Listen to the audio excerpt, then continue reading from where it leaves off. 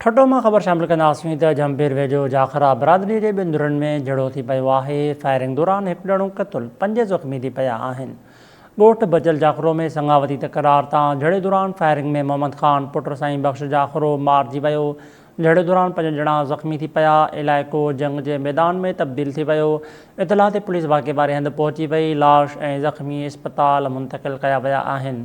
ठटो मां ख़बर शामिल करे रहिया आहियूं त जमपीर वेझो जाखरा बिरादरी के बिंदुरनि में झड़े दौरान फायरिंग में एक ॼणो क़तल 5 ज़ख़्मी थी पिया आहिनि।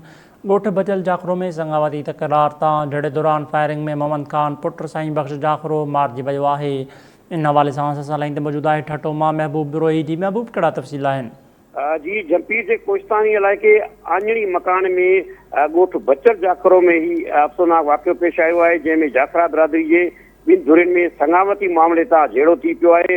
ॿिन्ही धुरियुनि हिक ॿिए ते हथियारनि जा मुंहुं खोले छॾिया आहिनि। फायरिंग के नतीजे में एक ॼणो मोहम्मद ख़ान वलद साईं बख़्श जाखरो तड़े ते मारिजी वियो आहे, जॾहिं त ॿिन्ही धुरियुनि जा 5 ॼणा सख़्तु ज़ख़्मी आहिनि।